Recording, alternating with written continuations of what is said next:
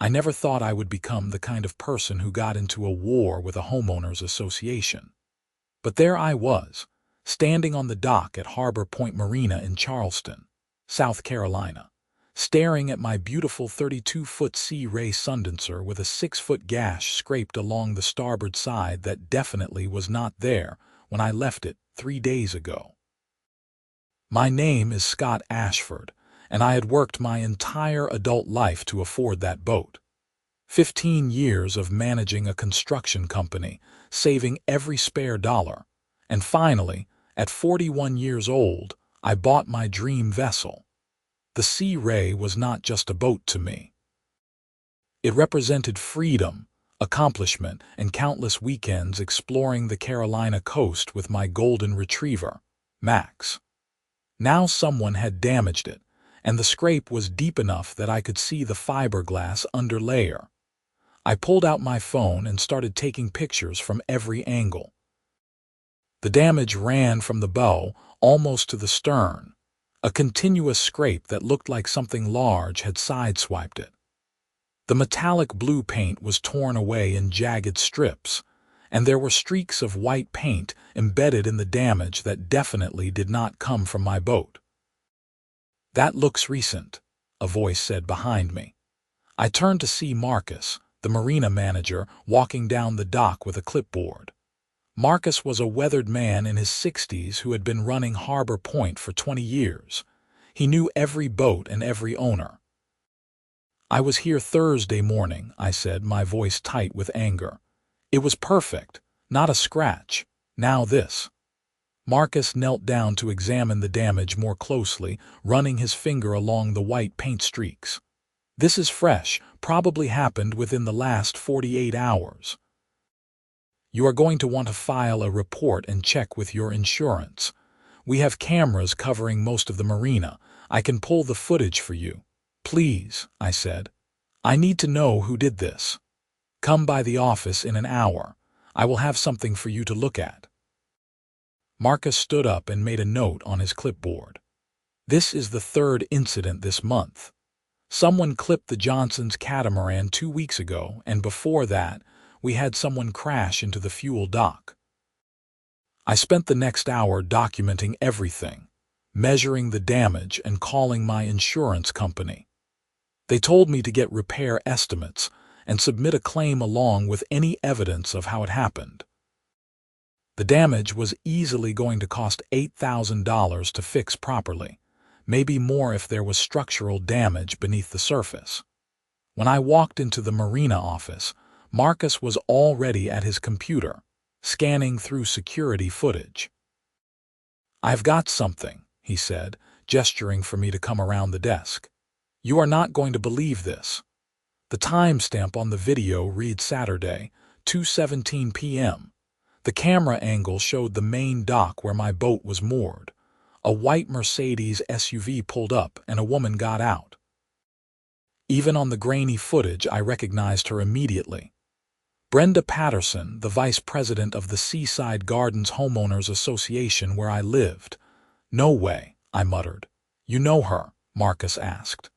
"That is Brenda from my HOA, but why would she be here?" We watched as Brenda walked down the dock, stopping at my boat.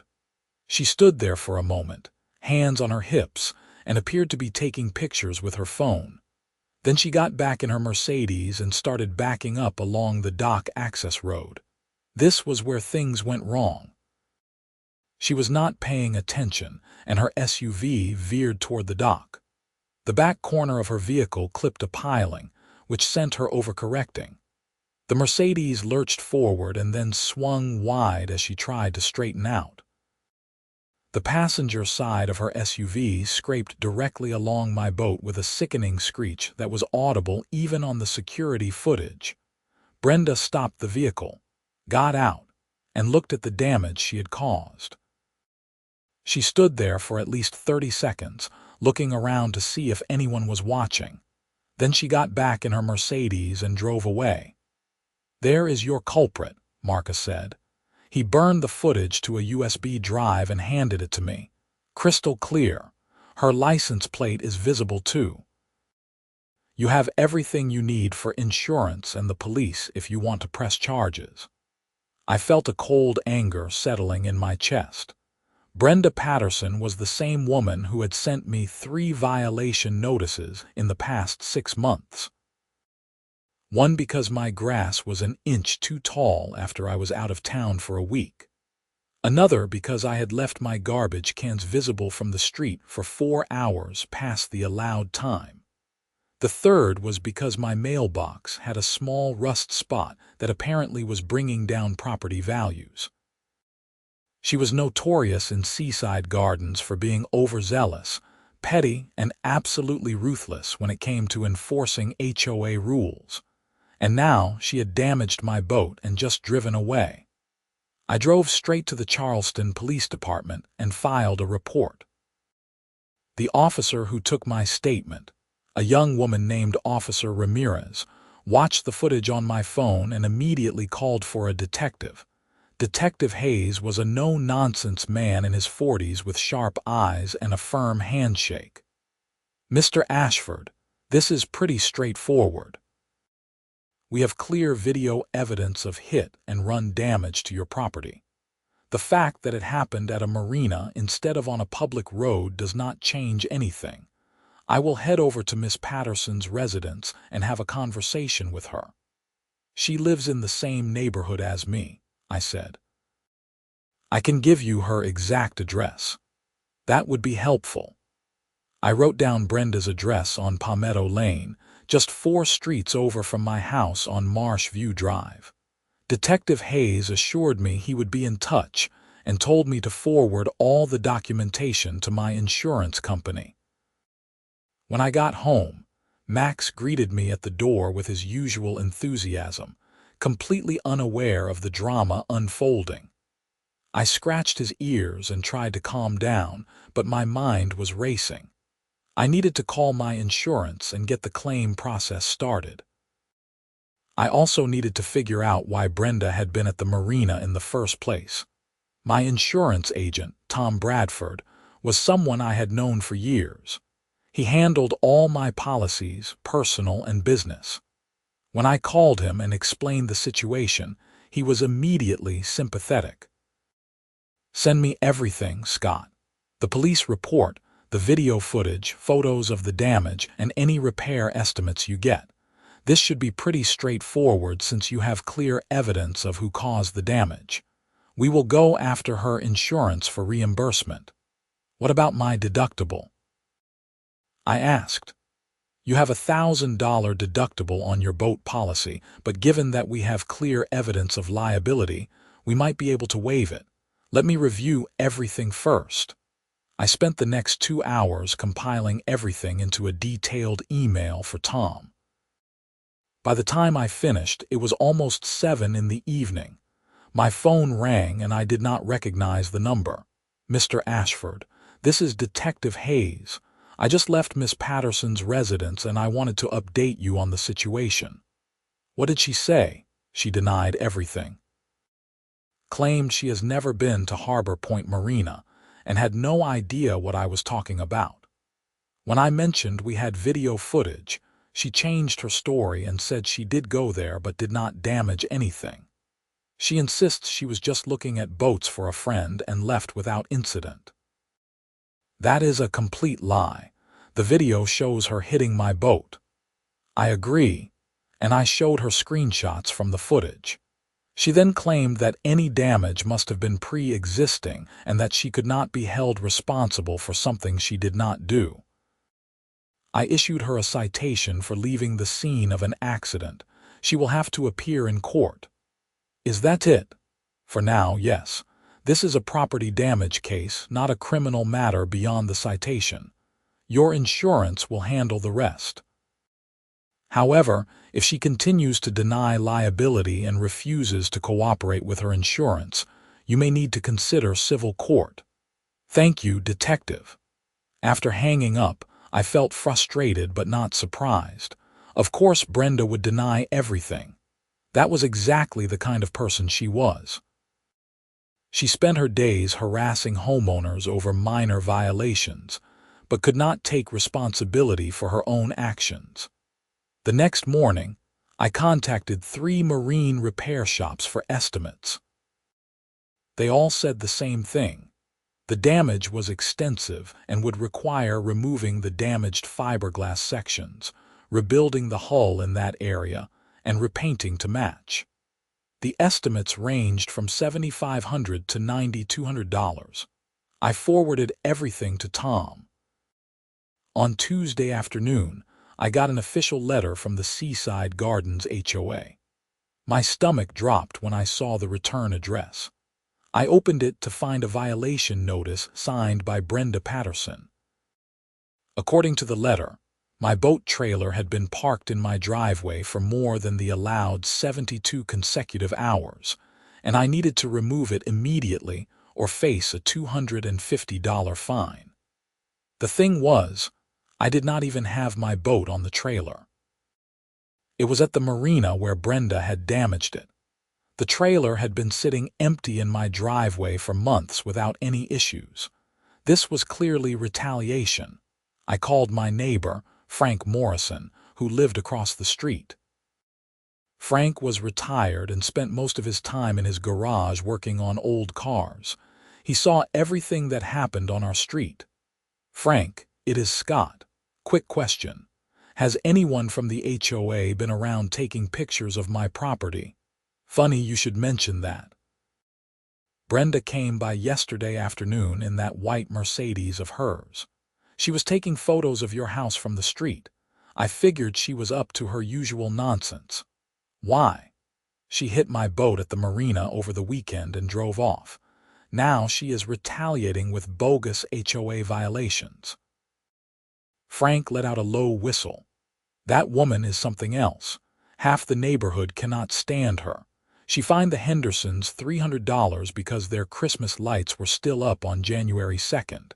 Said they violated the seasonal decoration removal policy. I am not paying this fine. She is clearly harassing me. Good luck fighting the HOA, Scott. You know how that usually goes." I knew exactly how it went. The HOA had lawyers on retainer, and they could make your life miserable with endless fines and liens against your property. But I was not about to let Brenda bully me, especially after she destroyed my boat and lied about it. I drafted a detailed response to the HOA violation, explaining that the trailer had been in my driveway for months without issue, and that this sudden enforcement appeared to be targeted harassment following a police investigation into property damage that Miss Patterson caused. I sent copies to the HOA board president, Gerald Mitchell, and to my attorney, Lisa Chen. Lisa was a sharp property attorney I had worked with on construction contract disputes. When she called me back that evening, she was already formulating a strategy. "Scott, this is textbook retaliation. The timing is too convenient.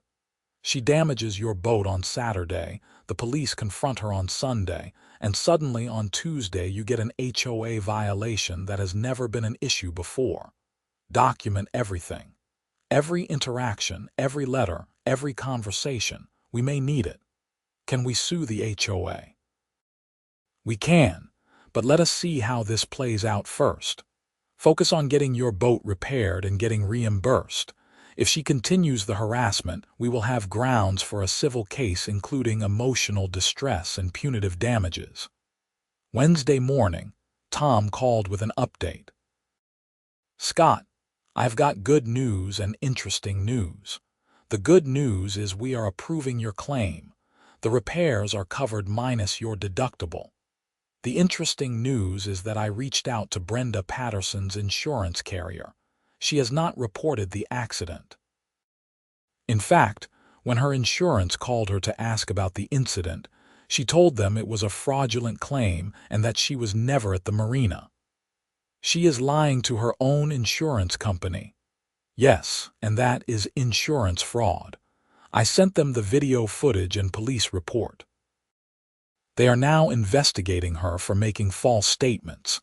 If they determine she deliberately lied to avoid a claim, they could deny her coverage entirely and possibly drop her as a client. What does that mean for me? It means we are going to pay for your repairs upfront through your policy. Then we will pursue subrogation against Brenda personally, since her insurance might deny coverage. If we have to take her to court, the video evidence is ironclad. A judge will award us the full cost of repairs plus our administrative costs. But here is where it gets better. I am listening. Your policy has a provision for diminished value. Your boat is now worth less because it has been in an accident and has repair history. Even with perfect repairs, you lost value. We can claim that. Additionally, because this was a hit and run where the other party lied to authorities and insurance, we can pursue punitive damages. Between the actual repair costs, diminished value, and punitive damages, we are looking at potentially triple the original damage amount. How much are we talking? Your repairs are around $8,000. Diminished value on a boat like yours could be another $4,000 to $5,000. If a court awards punitive damages based on her fraudulent behavior, we could be looking at $25,000 to $30,000 total. I sat back in my chair, processing this information. Brenda's attempt to lie her way out of responsibility might end up costing her triple what the original repairs would have cost if she had just been honest. Do what you need to do, Tom. I am not letting this go. I figured you would say that. I will keep you updated. The rest of the week was relatively quiet. I arranged for my boat to be hauled out and transported to Coastal Marine Repair, the shop with the best reputation and a reasonable estimate of $8,300. They said it would take 3 weeks to complete the work. On Friday, I got another letter from the HOA. This time, they were fining me $250 for the trailer violation and giving me 48 hours to remove it or face additional daily fines of $50. The letter was again signed by Brenda Patterson. I called Lisa immediately. She is escalating. Forward me that letter right now. I am drafting a cease and desist. This is blatant harassment and we are going to shut it down. That evening, I decided to attend the monthly Seaside Gardens HOA meeting. These were open to all homeowners, though usually only a handful of people showed up. I wanted to confront Brenda publicly and see how the board president handled the situation. The meeting was held in the community clubhouse, a bland beige building with folding chairs and fluorescent lights. When I walked in at 7 o'clock, there were about 15 people scattered around the room. Gerald Mitchell, the board president, sat at a table in the front with Brenda beside him. There were 3 other board members, including the treasurer and secretary. Gerald was a mild-mannered accountant in his 50s who mostly seemed to let Brenda run the show. When he saw me walk in, he nodded politely. Brenda's expression hardened. The meeting started with standard business: approval of the previous meeting's minutes, financial report, updates on landscaping contracts. I waited patiently, knowing there would be a homeowner comment period at the end. When Gerald finally opened the floor for homeowner concerns, I stood up. I would like to address the board about harassment from the vice president. The room went silent. Brenda's face flushed red. Gerald cleared his throat uncomfortably. Mr. Ashford, if you have a concern about an HOA decision, the proper procedure is to submit it in writing. I am not talking about an HOA decision. I am talking about targeted harassment. Miss Patterson damaged my boat at Harbor Point Marina last Saturday. There is video evidence. The police issued her a citation. She lied to the responding detective. She lied to her insurance company. And now, conveniently, I am suddenly getting HOA violations for a boat trailer that has been in my driveway for months without issue. A trailer that, by the way, has an empty boat on it since my boat was damaged and is currently at a repair shop. Murmurs rippled through the room. Several people pulled out their phones, presumably to look up what I was talking about or to text their neighbors. Brenda stood up, her voice sharp. That is defamatory, and I will not sit here and listen to false accusations. I had nothing to do with any damage to your boat. The police investigation will prove that. As for the HOA violation, your trailer has been in violation of community guidelines, and enforcement is my job as vice president. Then why was it not a violation last month or the month before that? I countered. Why did you wait until 3 days after you damaged my boat and got cited by the police? That is enough, Gerald interjected. Mr. Ashford, personal disputes need to be handled outside of HOA meetings. The violation notices are a separate matter from whatever legal issues you may have with Miss Patterson personally. They are not separate when she is using her position on the HOA board to retaliate against me. A woman in the back raised her hand. I recognized her as Susan Park, who lived 2 streets over. I would like to hear more about this. If a board member is abusing their position, that is relevant to all of us. I second that, said another homeowner, a man named David Lee. We have all heard stories about overzealous enforcement. If there is evidence of retaliation, the board needs to address it. Gerald looked flustered. Brenda was glaring daggers at me. The meeting devolved into a heated discussion about HOA enforcement policies and board accountability. After 20 minutes of chaos, Gerald finally adjourned the meeting, promising to review my complaint. As people filed out, several homeowners approached me. Susan Park shook my hand. Thank you for speaking up. Brenda has been making life miserable for people in this neighborhood for years. I got fined because my lawn service came a day late and my grass was too long. $200.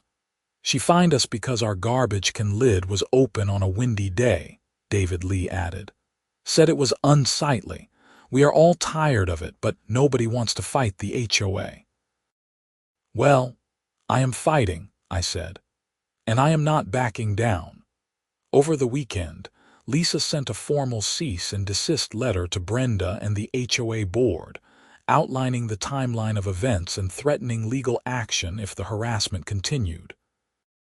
She also sent a letter to the HOA's attorney, making it clear that we had documented evidence of retaliation and would pursue a lawsuit if necessary. Monday morning, I got a call from Gerald Mitchell. He sounded tired and stressed. Mr. Ashford, I reviewed the situation with our HOA attorney. He advised us to rescind the violation notices regarding your trailer. We are also placing Miss Patterson on administrative leave from her vice president duties pending a board investigation. That is a start. I want to be clear that the board takes these allegations seriously. If there is evidence that Miss Patterson used her position inappropriately, there will be consequences. However, any legal matters between you and Miss Patterson personally are separate from HOA business. I understand. Thank you for taking action. After hanging up, I felt a small sense of victory. Brenda was being held accountable, at least within the HOA. But the bigger battle was still the boat damage and getting properly compensated. 2 weeks later, I got a call from Tom with a major update. Scott, Brenda Patterson's insurance company denied her claim. They determined she made materially false statements when she told them she was never at the Marina. They sent her a letter terminating her policy for fraud. So now what? Now we are pursuing her personally. We filed a civil suit in Charleston County Court for the full cost of repairs, diminished value, our administrative costs, and punitive damages.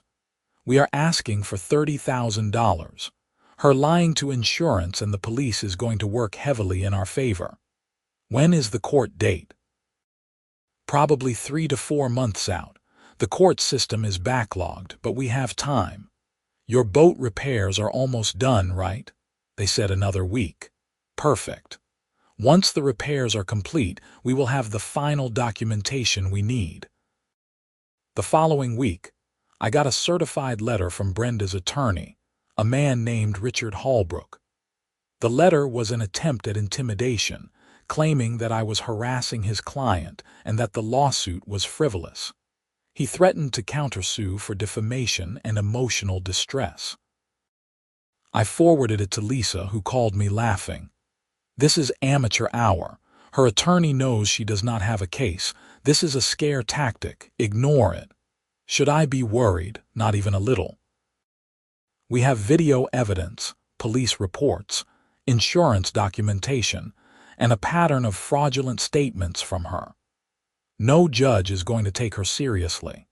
In fact, this letter might actually help us because it shows she is still refusing to take responsibility. March came and my boat was finally ready. Coastal Marine Repair did an incredible job. The damaged section looked brand new and they matched the paint perfectly. I paid the $8,300 repair bill, which my insurance reimbursed minus my $1,000 deductible. The boat looked great, but I knew its resale value had taken a hit. Any prospective buyer would see the repair history on the maintenance records, and that would lower offers. The diminished value claim was legitimate. In early April, I got the court date, May 15th. Lisa was confident. "We have everything we need. Unless Brenda suddenly develops evidence that contradicts the video footage, this is going to be straightforward." The weeks leading up to the court date were tense. Brenda avoided me completely in the neighborhood. I would see her white Mercedes driving past, and she would deliberately look away. The HOA board investigation concluded that she had violated conflict of interest policies by issuing me violations while we were involved in a personal legal dispute. They removed her from the vice president position, though she remained a board member. Several neighbors told me privately that they were glad someone finally stood up to her. Frank Morrison even brought me a 6-pack of beer and said, "Give her hell in court, Scott." May 15th arrived. The Charleston County Courthouse was busy that morning, with multiple cases being heard. Lisa met me outside at 9 o'clock, carrying a briefcase full of documents. "Ready?" she asked. "Absolutely." We went through security and found the courtroom where our case was scheduled. Brenda was already there with Richard Holbrook. She wore a conservative navy suit and had her hair pulled back tightly. She looked nervous. Judge Patricia Hammond presided over the case. She was a no-nonsense woman in her 60s, with a reputation for cutting through the nonsense and getting straight to the facts. The hearing began with opening statements. Lisa laid out the timeline clearly. The damage occurred on March 19th. Video footage showed Brenda Patterson's vehicle causing the damage. She left the scene without reporting it. She denied involvement to police. She lied to her insurance company, and she retaliated against me through HOA violations. We were seeking compensation for repairs, diminished value, and punitive damages due to her fraudulent behavior. Richard Holbrook's opening statement was weak. He claimed that Brenda did visit the Marina but did not believe she caused any damage. He argued that the video footage was inconclusive and that I was exaggerating the extent of the damage to inflate my claim. Judge Hammond asked to see the video footage. Lisa had it queued up on her laptop, which was connected to the courtroom's display screen. We all watched as Brenda's Mercedes clearly scraped along the side of my boat. The audio captured the terrible sound of metal and fiberglass grinding together. When it finished, the courtroom was silent.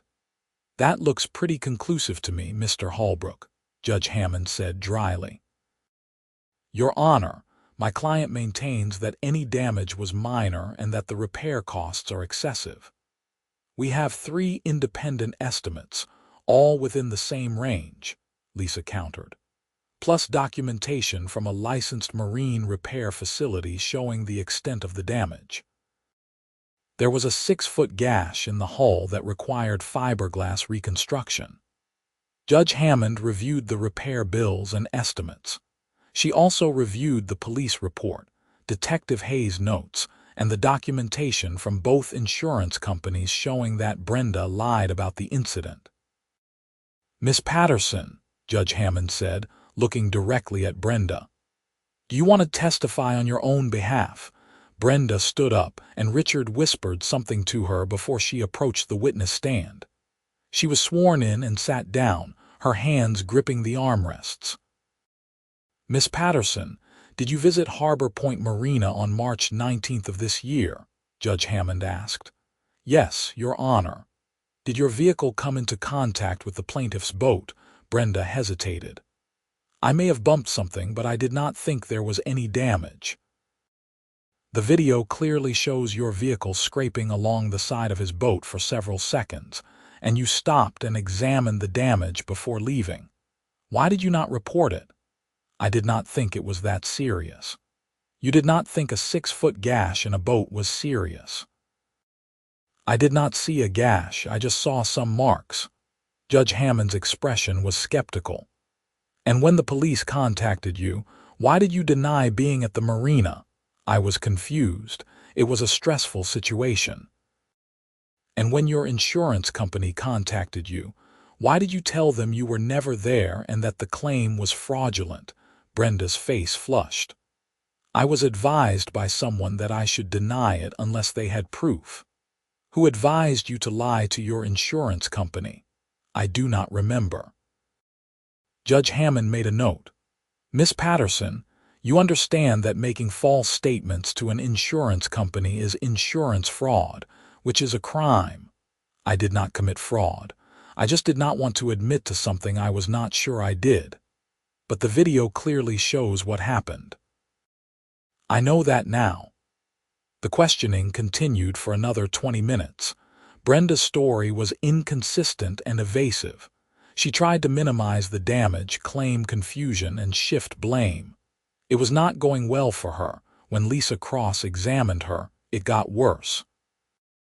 "Miss Patterson, isn't it true that 3 days after the police issued you a citation for this incident, you issued HOA violations to Mr. Ashford for a boat trailer that had been in his driveway for months without issue?" "That was unrelated. I was doing my job as vice president." "But you had never cited him for that trailer before, correct?" "Correct." "And the timing, 3 days after a police investigation where you were found at fault, was just coincidence?" "Yes." "And the fact that the HOA board found you violated conflict of interest policies and removed you from your position, that was also coincidence?" "I was not removed. I stepped down voluntarily." Lisa pulled out a letter from the HOA board.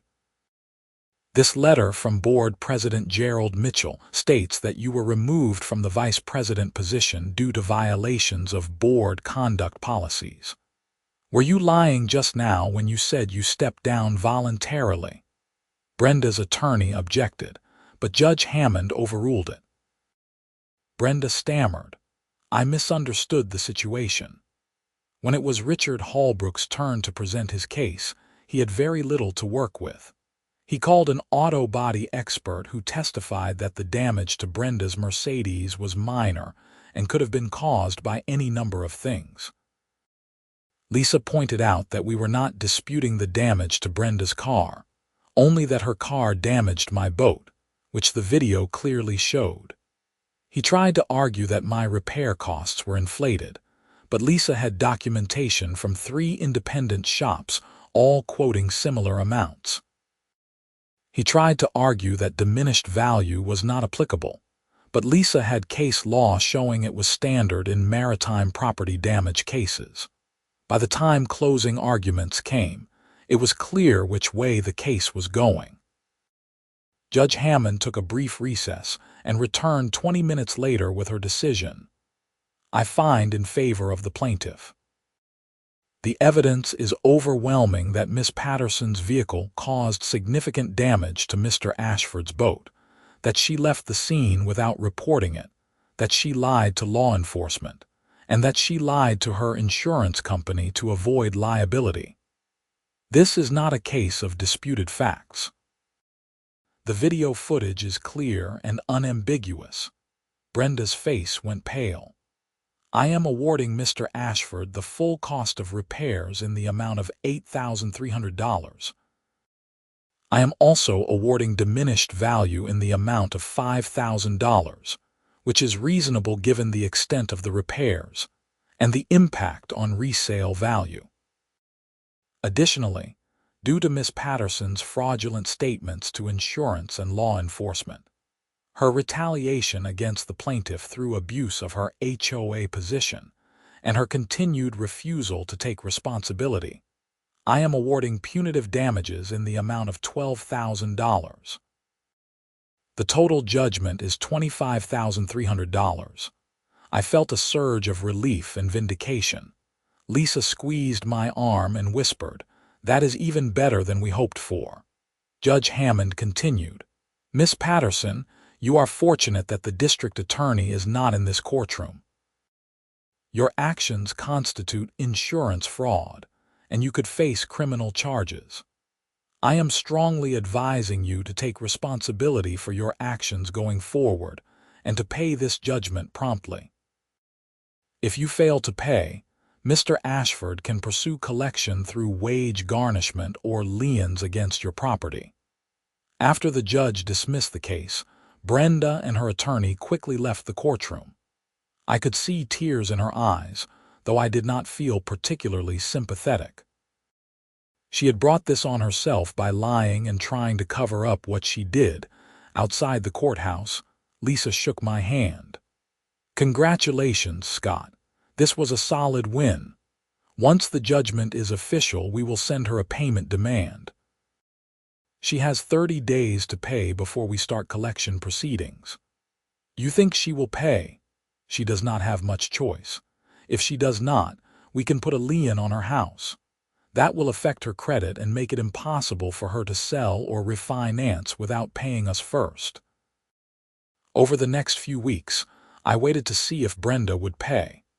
The 30-day deadline came and went with no payment. Lisa filed for a lien against Brenda's property on Palmetto Lane. Within 2 days of the lien being filed, Brenda's attorney contacted us and said she was liquidating assets to pay the judgment. On June 28th, I received a cashier's check for $25,300. It was over. The legal battle had taken 3 months from the initial incident to the final payment, but it was worth it. Not just for the money, but for the principle. Brenda had tried to destroy my property and then lie her way out of responsibility. Instead, her lies made everything worse and cost her triple what it would have if she had just been honest from the start. The money covered not just the boat repairs, but also compensated me for the diminished value and punished her for the fraud and harassment. Tom from my insurance company also confirmed that his company successfully recovered their payout through subrogation, so my premiums would not be affected. In the neighborhood, word spread quickly about the court case and the judgment. Brenda became something of a pariah. At the next HOA meeting in July, she did not show up. Gerald Mitchell announced that she had resigned from the board entirely, citing personal reasons. "Good riddance," Frank Morrison muttered from the row behind me. The HOA brought in new board members who were far more reasonable. They implemented new policies to prevent conflicts of interest and created an appeals process for homeowners who felt they were being unfairly targeted. It was a small silver lining to the whole ordeal. As for my boat, I took it out every weekend that summer. Max loved standing at the bow, his ears flapping in the wind as we cruised along the Charleston coastline. The repairs were flawless. You could not even tell there had been damage unless you knew exactly where to look. One Saturday in August, I was at the Marina fueling up when Marcus walked over. "How is she running?" he asked, nodding toward the Sea Ray. "Perfect. Better than ever, actually. I heard about the court case, saw it in the local news. Good for you for fighting back." "I did not have much choice. She destroyed my boat and tried to pretend it never happened." "Well, the whole Marina knows what happened. We have had 3 other people request copies of our security footage for insurance purposes since your case. I think it made people realize how valuable that camera coverage is. Glad something good came out of it." Marcus leaned against the dock railing. "Between you and me, we had another incident last week. Someone backed their trailer into a piling and drove off. We caught it on camera, just like with your situation. Already forwarded it to the owner and the police. That person is not getting away with it." Accountability matters. Damn right it does. As the summer turned to fall, life returned to normal. The drama with Brenda faded into neighborhood legend, the kind of story people would tell at cookouts and block parties. I heard through the grapevine that she sold her house and moved to Mount Pleasant, a different suburb of Charleston. I hope that, wherever she went, she learned to take responsibility for her actions. The money from the judgment went into my boat fund. I had been thinking about upgrading to a larger vessel in a few years, and the $25,000 put me well on track toward that goal. In a twisted way, Brenda's destructive behavior ended up helping me achieve my dreams faster. One October evening, I was sitting on my back deck with Max, watching the sunset and drinking a beer. My phone rang. It was Tom from insurance. "Scott, I wanted to give you a heads up. Remember how we filed a fraud report against Brenda Patterson with the state insurance commissioner?" "Yeah, I remember. They completed their investigation. She is being charged with insurance fraud. Apparently, your case was not the only one. They found a pattern of her making false claims and lying to insurance companies. She is facing criminal charges." Seriously. The prosecutor called me for testimony and documentation. "Your case is part of a larger pattern of fraudulent behavior. She could face fines and possibly jail time." I did not know how to feel about that. Part of me felt vindicated that her actions were finally catching up to her. Another part of me just felt tired of the whole situation. "Thanks for letting me know, Tom." "No problem. You did the right thing by not letting her get away with it. A lot of people would have just paid for the repairs themselves and moved on. You holding her accountable probably stopped her from doing the same thing to other people." After hanging up, I scratched Max behind the ears and thought about the whole ordeal. It had been exhausting, stressful, and at times infuriating. But I had stood up for myself. I had not let someone in a position of petty power abuse that authority and get away with destroying my property.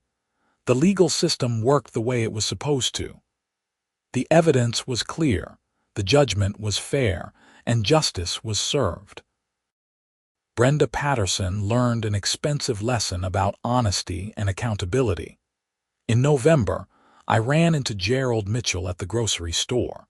We chatted for a few minutes about neighborhood business. He mentioned that the HOA was running much more smoothly since Brenda left. She was talented at finding violations, but she had no sense of proportion, Gerald admitted. The job of an HOA is to maintain property values and keep the neighborhood pleasant, not to make people's lives miserable over minor infractions. We lost sight of that. I appreciate that you took my complaints seriously. We should have done it sooner. A lot of homeowners were unhappy, but nobody wanted to speak up because fighting the HOA is expensive and time-consuming. You forced us to address problems we should have handled years ago. Sometimes you have to fight. I suppose you do. December brought the holidays, and I hosted a small gathering at my house for neighbors and friends. Frank Morrison brought his famous smoked brisket, Susan Park made her incredible pecan pie.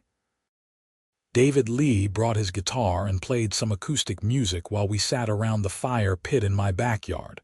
At one point, Susan raised her glass. A toast to Scott, who took on the HOA Karen and won. Everyone laughed and clinked glasses. Frank added, and who got paid triple for his trouble. The best part, I said, is that I can take my boat out without worrying about some angry HOA board member vandalizing it out of spite. Did she ever apologize? Susan asked. Not once. Even at the court hearing, she tried to minimize what she did and claim it was all a misunderstanding.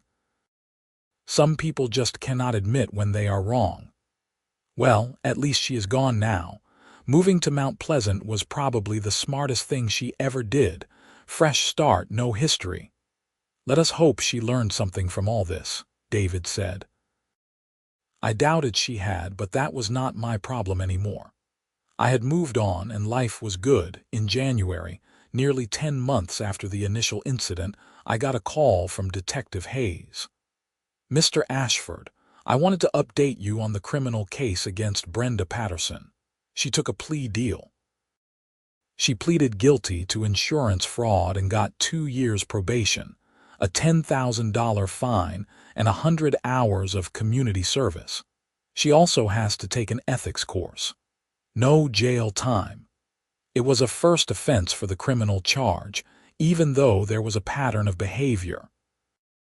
The prosecutor felt that probation and the financial penalty were sufficient, especially since she has already paid your civil judgment. If she violates probation or commits any other offenses, she will face jail time. I guess that is something. It is more than a lot of people get. The important thing is that she was held accountable. Your willingness to pursue the case and provide evidence made it possible for the state to investigate and prosecute. You should feel good about that. Thanks, Detective. I appreciate everything you did. After hanging up, I felt a sense of closure. The legal system had worked. Brenda faced consequences for her actions, both civil and criminal. I was made whole financially, my boat was repaired, and the HOA was no longer a source of harassment. That evening, I took Max for a walk around the neighborhood. The streets were quiet, the weather was cool, and the live oak trees draped with Spanish moss created a peaceful canopy overhead. Seaside Gardens was a beautiful community when it was not being run by petty tyrants. As I walked past Brenda's old house on Palmetto Lane, I saw that new owners had moved in. There were toys in the yard, and a friendly-looking golden retriever similar to Max barking happily from the front porch.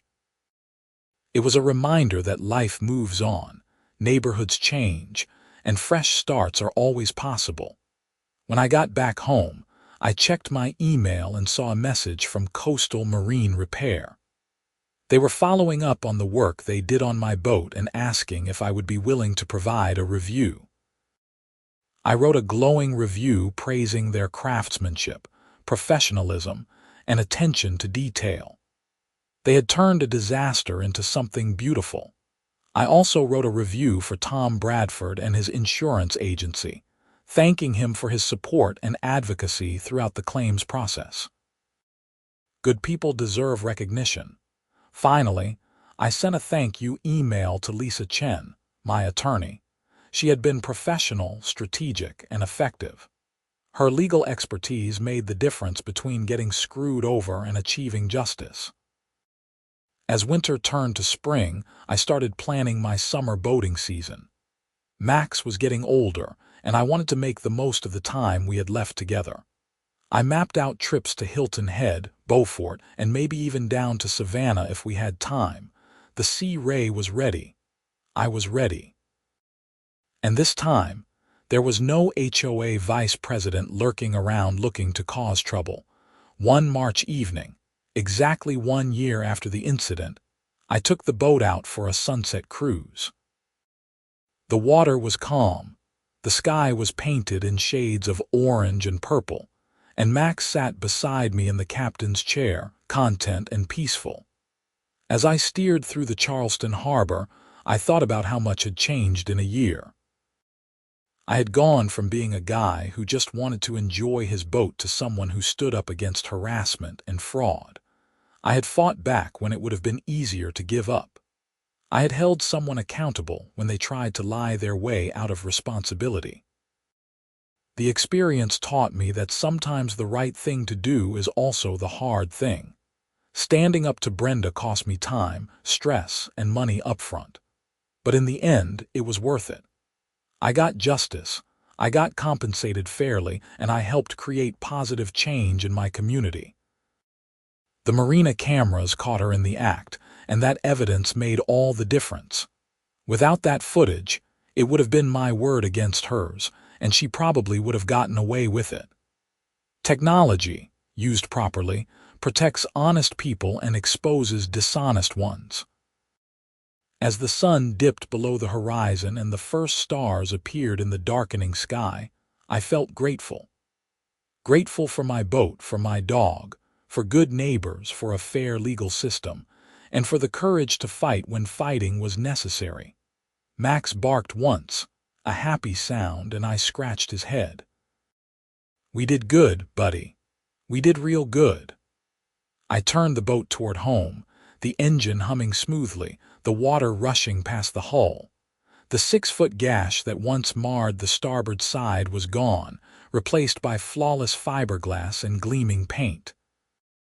It was like the damage never happened, except for the lessons learned and the justice served. Life has a way of testing you, of putting obstacles in your path to see what you are made of.